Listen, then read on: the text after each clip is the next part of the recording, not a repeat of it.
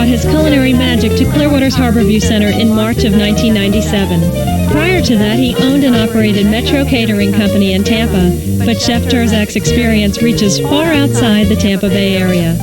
He was executive chef at the American Stanhope Hotel on 5th Avenue in New York, and Gordon's, one of Chicago Magazine's top 10 restaurants in the Windy City. He owned 5 restaurants in Chicago, among them Terzak's, Chameleon, Ketchup, and Tamales. He's also consulted for top-rated restaurants in Florida, Virginia, Chicago, and New York.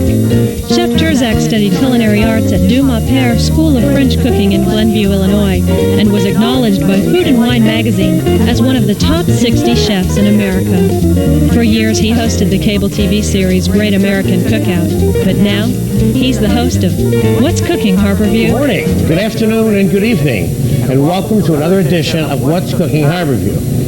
Now, today's show we're going to do is called The Beautiful Brunch. Now, hopefully it'll come off beautifully, otherwise it's going to be a horrible name. And some of the things we're going to do today are, number one, everyone will know how to boil an egg by the end of this show. So we will do some poached eggs, and we're going to do what I call eggs any style, but any style you want. So we're going to call this dish Eggs Your Way. What I'm going to do is I'm going to show you 4 different ways to make egg Benedict type concoctions with muffins. And we're going to make some hollandaise sauce. And so what we're going to do is we're going to start by poaching the eggs and making the hollandaise sauce and getting that out of the way. And we're going to start by putting the eggs in little containers so that we can coddle them into the water. Because if you break your egg directly into the water, sometimes it kind of flies around and gets lost in there, and you want to kind of nestle it into the water, and I'm going to show you how to do that in a minute. So what I got is we're going to poach 5 eggs at once for about 2, 3, 4 minutes, and we're going to make what I call 2-minute hollandaise sauce versus 2-minute eggs.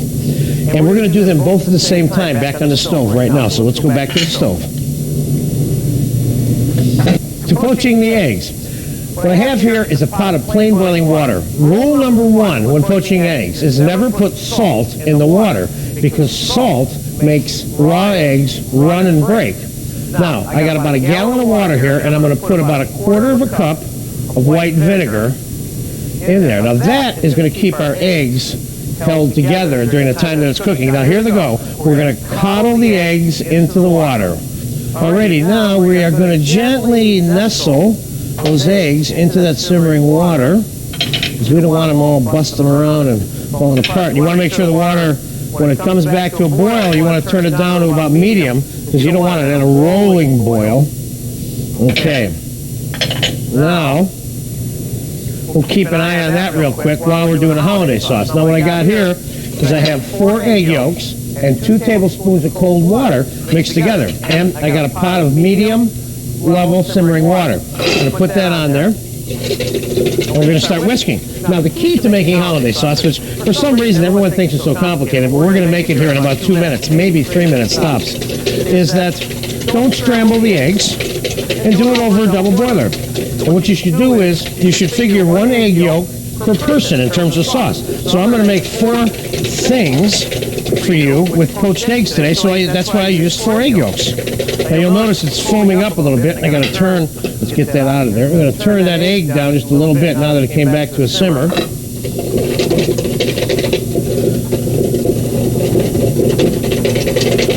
I don't see why we can't poach eggs and make hollandaise sauce at the same time, right? There we go. Okay. Okay, this egg is starting to cook, as you can see. And what you want to do is you want to get it off take it off the fire when it starts getting little scrambled nodules around the sides, because you don't want to accidentally scramble the whole thing. And I say this from a lot of experience. We're talking to somebody who's scrambled. There we go. This is cooked, but not scrambled now, you see? So what we're going to do now, does not spill our butter, we're going to take a little bit of melted butter. This is clarified butter is what this is. This is butter that I have slowly melted and then took the fat away. We're going to whisk a little bit of butter into the egg yolk, like so. And we're going to check on our poached eggs a little bit, turn them down just a touch. Let's see what they look like in there now. See, they're holding together very well. Look at that. That's nice. That's very nice. Okay. Now I have a little bit of ice water here, because what I'm going to do is I'm going to poach the eggs, and I'm going to put them in ice water, and I'll stop them from cooking that way, you see? Now, hollandaise is what we call a warm emulsified sauce. Now, an emulsified sauce means that you take two ingredients and make them into one ingredient, which is what we're doing, the butter and the egg yolk. Now, people talk about this sauce being rich, but really it's only the equivalent per person here today of one egg yolk and a couple of tablespoons of butter per person. So it's not that rich to have once in a while. Okay, now that's pretty much done, and then we're going to season this back on the table with a little bit of lemon juice and salt and pepper in a second. Now, the eggs, you will notice, are very well held together, which is what the vinegar does. And that is a nice, easy egg. We're going to take that off and put it in the ice water. Look at that. 2,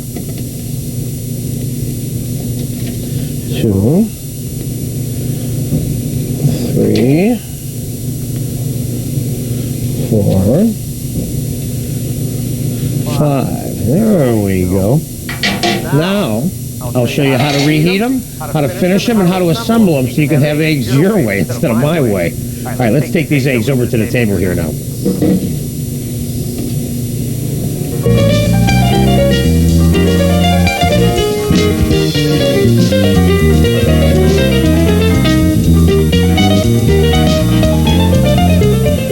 Now, your hollandaise sauce, you season with a little bit of lemon juice and a little bit of salt and a little bit of pepper. Now, some people use white pepper, some people use cayenne pepper, you know.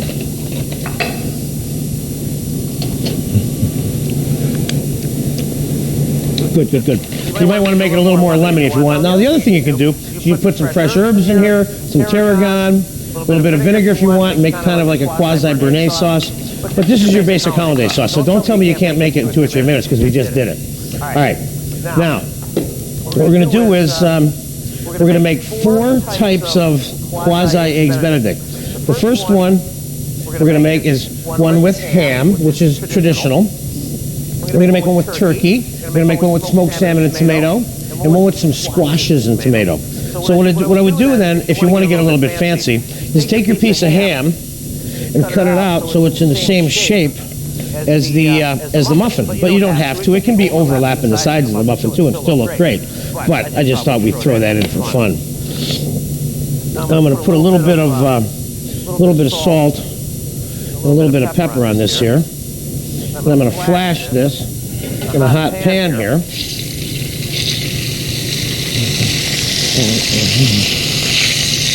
Now you're probably wondering, well, how's he going to do the eggs, because they're cold and they're in the ice water. So what I'm going to do right now is I'm going to take my eggs out of the ice water, 4 of them that is, and put them back in the hot water to warm them up. 1, 2, 3, 4. Okay, while they're warming up, we'll finish this here now. Now, the one with the smoked salmon, we're going to put a little bit of tomato on it, like this. Boom. And the one with the squash, we'll put a little tomato on the bottom of that one, too.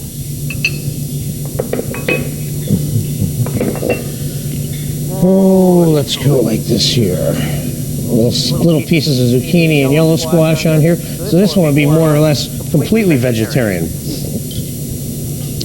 Now, I'm going to do a neat little trick, which is kind of a bonus here today. And what I'm going to do is I'm going to deep fry an egg as one of the eggs, so we're not just using all poached eggs. You heard me right, deep fry the egg. Now what I'm going to do is I'm going to take an egg that we just poached, which is right there. I'm going to trim it a little bit so it's kind of even. And then I'm going to treat it as if it was a vegetable or something. I'm going to flour it. Now remember, the egg is cooked easy inside, so it still has time to be recooked. I'm going to flour it. Then I'm going to put it in some egg, like so. And then I'm going to roll it in breadcrumbs. I'm sure you haven't seen too many eggs handled like this one, but that's it works very well. Now I'm going to drop it in some hot frying oil that I have there. and we'll give it a little fry job. We'll give that a minute to fry. Now let's get our hot eggs out here. Now you give them about 2 minutes, 3 minutes to heat up, and they'll be all set. So, there's egg number one. Now you want to take and get some of the water off the egg so it doesn't run all over the food. Let's put one on here. Let's get that piece of smoked salmon on here now, too. You just lay yourself a nice piece of salmon on top there. Now you can make this up to this stage like this a little bit earlier before you serve it, and then just pop this in the oven or the microwave to heat it up before you put the egg on it. So here you can actually poach your eggs ahead of time so that you don't have to nursemaid them so much at the time that you actually want to serve them, see? 1, 2. You'll notice that none of our eggs fell apart, and so you see how easy they are to handle.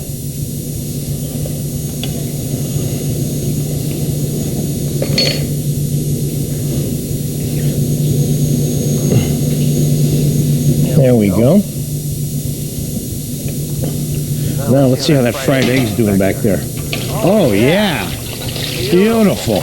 Well, see, you'll know when your fried egg is done because it'll start crackling a little bit because some of the water inside the egg starts to be forced out. Let's switch one of these poached eggs with the fried egg, with the ham. There you go. And now we'll put a little bit of our hollandaise sauce on all 4 of them. I said this should be enough for 4. Let's see how good I did at that. Let's get that.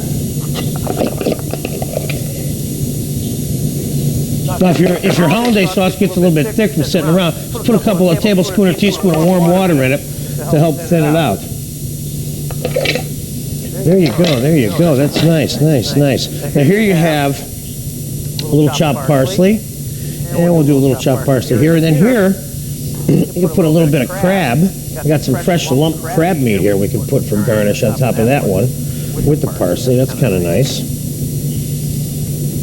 And voila, there you have it. Eggs, any style, kind of, and everything you ever wanted to know about how to boil an egg. And I'll be back in 1 second with that beautiful vegetable chartreuse. Enjoy the huevos.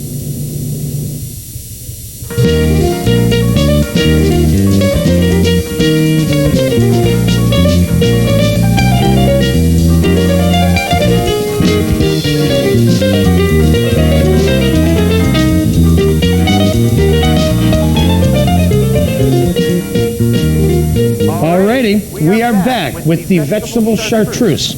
Now this, I can tell you, is a very exotic dish and just a beautiful centerpiece for a brunch table. Now what I did here was, first of all the vegetables that are in here are pre-blanched in boiling water slightly and then shocked in cold water before they're put in here. Now what I did was I heavily buttered this mold. Then I lined the perimeter on the bottom with peas. Then I put 2 layers of squash, one yellow and one green, overlapping in the bottom. Then I cut carrots and not cut green beans, just trimmed them flat on one end and layered them, and the butter held them all in. And that's how far I am. So what I thought I would do is just kind of finish this up real quick by showing you how easy it is to put the green beans and carrots in. I have one of these completely finished. It just came out of the oven that we're hoping when we turn it out is going to be beautiful. And a little green bean, a little bit of carrot, a little bit of green bean, and then finally one last little carrot. There we go. Okay, now you check and make sure that they're all packed down along the bottom. They're not falling out like that one did. And they're all well packed along the bottom. Now, I got some room temperature mashed potatoes here. And we're going to use this like bonding a little bit in here. Because you're going to be careful about spreading these potatoes in here because you don't want to disrupt the position of your vegetables, you see. So you're going to put a little bit of layer along the side, like that. And then we're going to take a spoon and just kind of ease them all the way up. the side, so it kind of cements everything in place in here, see? This is such a neat thing, and really a lost art form. You can tell that the French invented this, of course, you know? And they named it after one of their great architects, Baroque, I think. Okay, so a little bit more mashed.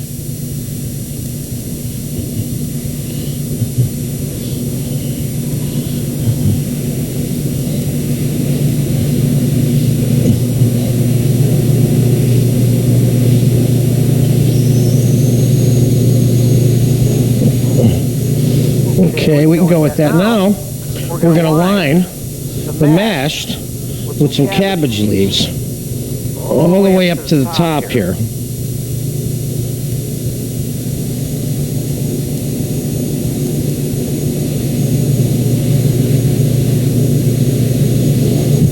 Cabbage leaves, once they're in there, will allow you to put the right amount of pressure, you see, evenly on the potatoes with your hand, too, you see, without disrupting the position of the vegetable. Okay? Now, we'll throw some salt and pepper on here. And a little bit of clarified butter that we had left over from making all those, the hollandaise sauce. Then we're going to throw some cauliflower in here and some broccoli. And I got a few pieces of leftover squash that we had that we put on the bottom. We'll throw some of that in there. More broccoli. You can put Brussels sprouts in here, peas, mushrooms, whatever your kind of favorite vegetable at this point right here, in terms of what we'll call the stuffing for the chartreuse. Now, if you make this for someone and they're not really happy, I say tell them they can't have dinner and send them home. Because the average person, it took me about an hour to make this and set it up, which means it should probably take you 2 hours. Okay, more mashed potatoes. Ooh, let's get a little more salt and pepper in here. A little bit more butter.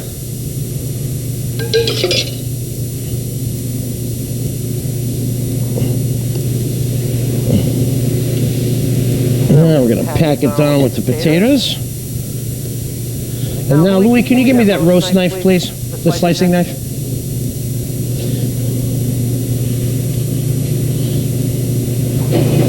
Okay, now, what you want to do is trim all the carrots and green beans. Oh, there you go, perfect. Trim the carrots and green beans with a nice sharp knife, but you want to hold them when you're trimming them so you don't move them either, you see?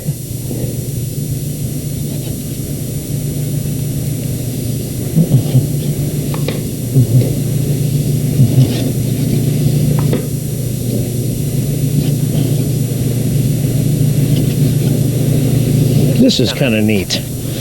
Kind of a fun project. And now you can make this the day before and then just pop it in the oven for 45 minutes at 325 degrees when you're done. Or when you're ready to eat it, rather. Which is what I did just before we started shooting this today. Now, that's all nice and flattened out. And if it's a little bit rough, you can smooth it out with your spatula, a little bit like that there.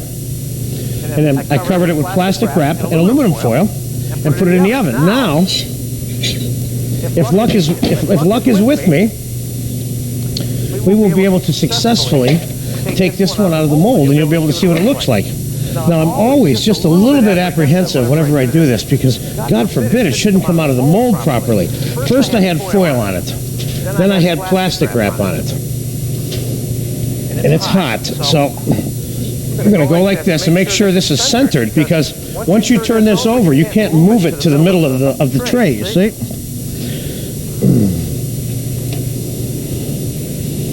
Okay.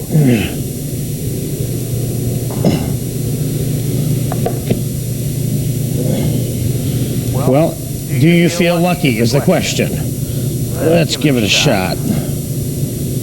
Oh, yes. There we go. We lost a couple of peas. That's all. I like that. There you go.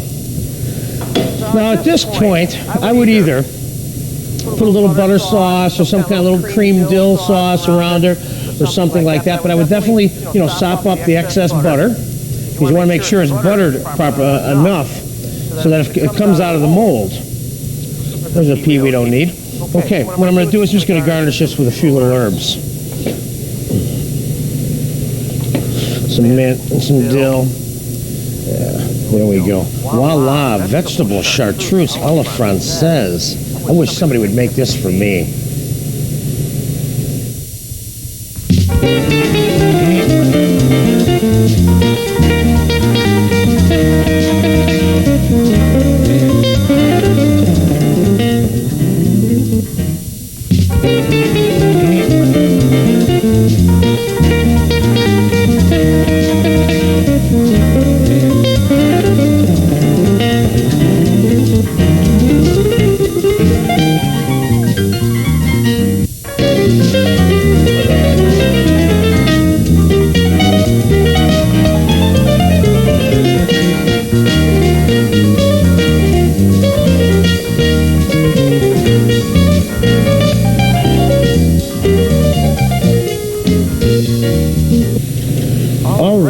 I hope you like that vegetable chartreuse.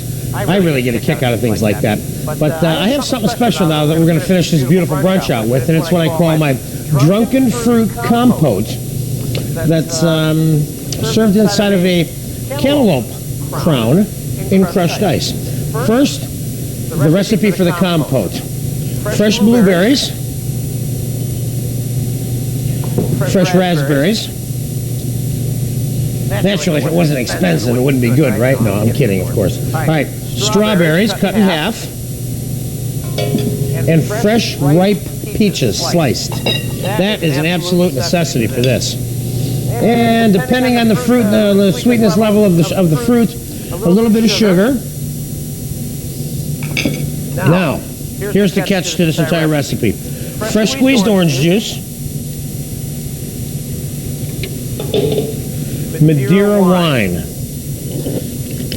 Now, Madeira wine is somewhat of a port wine, and as folklore has it, Madeira has got its name and its characteristic from the island of Madeira, because the island burnt for 100 years and made the soil give the grape this burnt port flavor, and it's the only port that has this kind of flavor. So you can't really replace this particular item in the recipe with another port. So you've got a little bit of Madeira wine, orange juice, a little bit of white cream to mint, not too much, and a little bit of fresh chopped mint.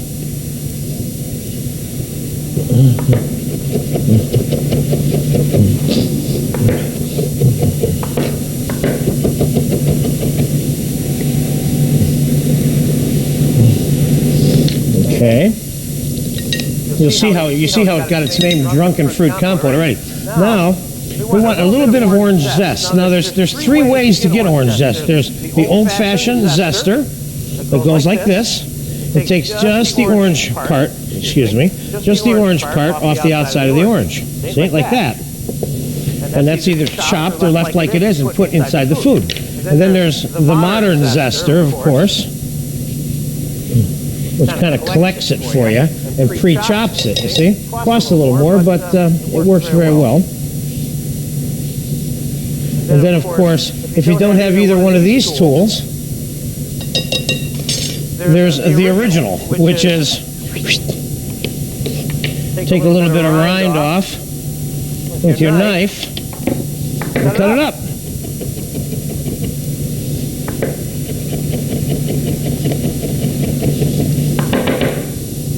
As my grandmother always said, it was a sign of a weak cook that complained about his equipment. Alrighty, so you put a little bit of orange zest in there, and a little bit of lemon zest.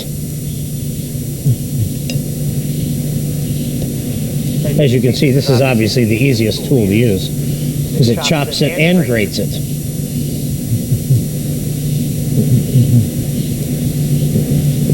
Okay, now you got a bit of little lemon zest in there.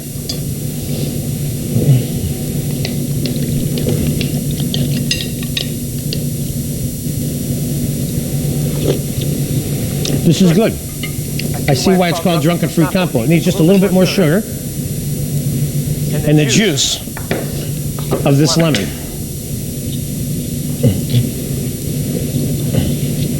Okay, now we're going to let that marinate, and with fruit as it is, once it becomes saturated through osmosis, it's called macerated fruit. Now, what we're going to do is we are going to level the bottom of that a little bit so we can set it up, and we are going to make 2 serving containers out of this melon by just cutting little pyramids that all touch each other into the melon.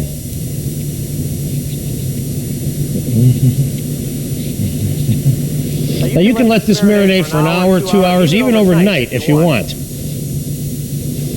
Nice, very nice summer light dish though. Good brunch thing. And of course you can use a honeydew melon if you want a larger melon rather than a cantaloupe. I'm kind of making what I'd call an individual serving size somewhat today.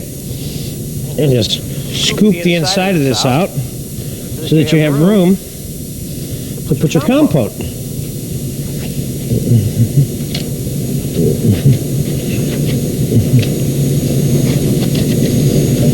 And eat that later, of course, you know. All right, now you take your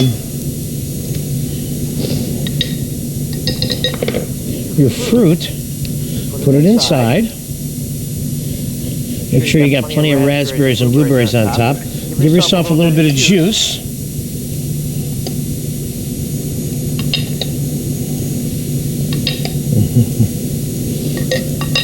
Now, that's good. Now, I'm going to take a little bit of sour cream. Now, you can sweeten your sour cream with a little bit of maple syrup, or sugar, and a little bit of vanilla, or you can use it plain like I'm going to do. You can also use yogurt for this, of course, you know.